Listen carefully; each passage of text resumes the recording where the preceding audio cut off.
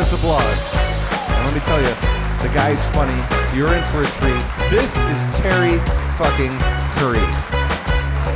Terry Currie, ladies and gentlemen. Terry Currie.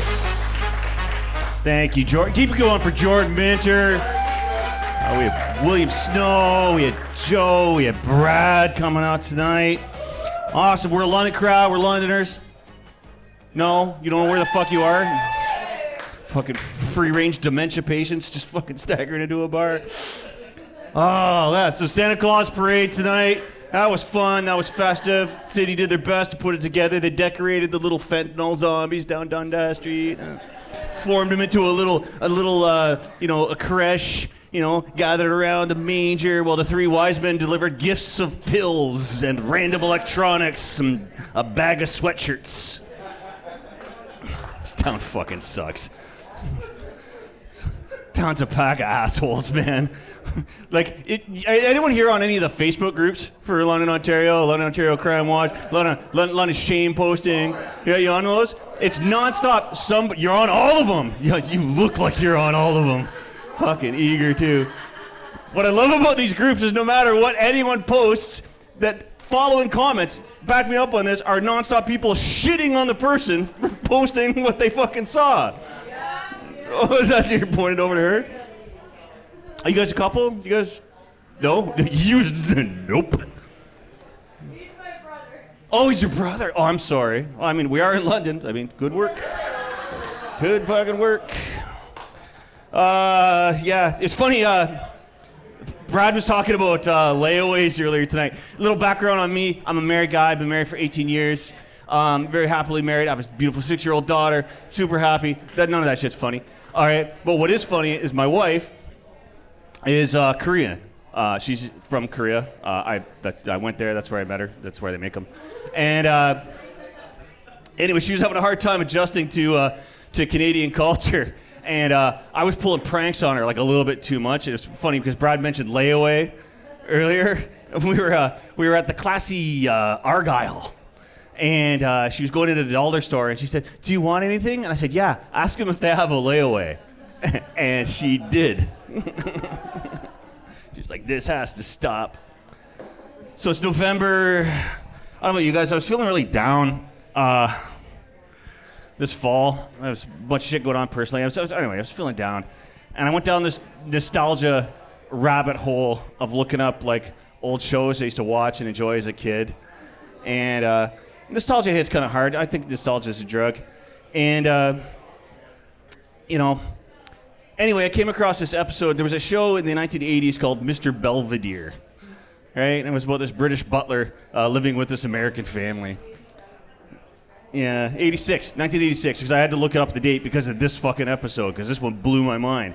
And in the episode, the young kid, Wesley, his friend Danny gets AIDS. And literally they introduced it to, like, he knocks on the door, and they're like, "Hey, champ, how you doing?" He goes, "Oh, I'm not so bad. I have AIDS, but I'm doing okay." And I was like, what the fuck? But it gets better. Because this is where it started to blow my mind, was in the episode, Wesley was upset because they were doing a pageant of the American presidents, and he wasn't going to be Abraham Lincoln. He really wanted to be Abraham Lincoln, but Danny was going to be Abraham Lincoln, but Danny got AIDS. So Danny gave him his costume, and the scene cuts to Wesley sitting at a table with his little friends at school. So there's like 3 white kids and his one black friend, and he's like, his one black kid goes, "Oh, I guess you get to be Lincoln." And Danny reaches over, grabs his muffin, and says, "Yeah, if you give me a bite of that muffin, I'll set you free first." Holy shit! They gave the wrong kid AIDS.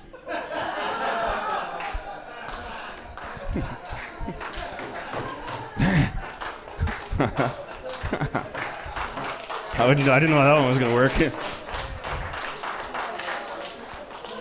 Tell you, trick-or-treating and a housing crisis felt fucked up. Holy shit. Ding dong, trick-or-treat. You look warm. Yes, and share the sweets with the rest of the members of your encampment. Kid was dressed as a proletariat. People here with kids? Anyone here with kids? Yeah. Man, being a parent's it's a little rough. I mean, it's different. I'm Gen X. You know, I grew up in a household where mom always had a wooden spoon in her hand, never made any fucking cookies. You know, and we talk stuff through. My daughter's got an interesting focus on life. This is a true story. One night at dinner, she's taught to tell her mom and I. She said, "Daddy, do you know in Spain they have a special holiday?" And I went, "Really? What holiday?" And she said, "Chinese New Year." Not wrong, but there you go. I had a medical procedure recently. I'm getting towards. I don't know. Women, you go through your own thing with the stirrups and to get your tits rotated and fluids changed. You're good for another 30,000. But it was a new thing for me. You know, anesthesia. Anesthesia's fucking time travel, dude. Right? Like I went 10, 9.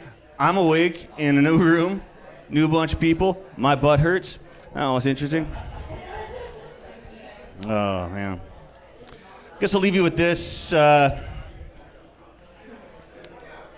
thinking about this for a while. I'm trying to figure out how to word this, but if you think about the Earth, where it's at in the cosmos, we have transmissions leaving the Earth at the speed of light. And roughly, when was Marconi? Like 100, 120 years ago? So there's a bubble around the Earth about 120,000 light years of information streaming away from us. And at first, it's the of Marconi's first transmission, and aliens hear that, and they're like, that sounded logical, right? That had rhythm to it. That made sense. That's intelligent life. We'll go towards it. And they come through that, and then they get to the first radio transmissions and so on. They have art. They have music. Obviously, this is intelligent life.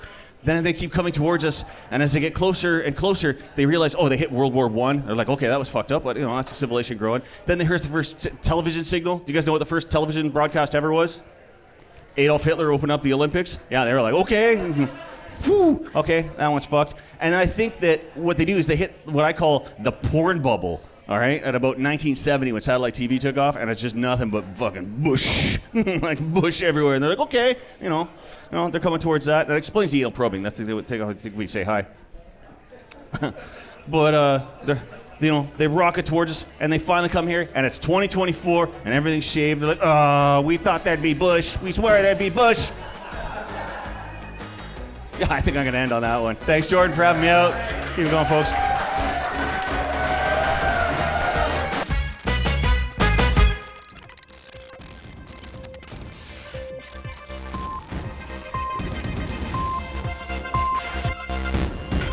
Wow, what a load.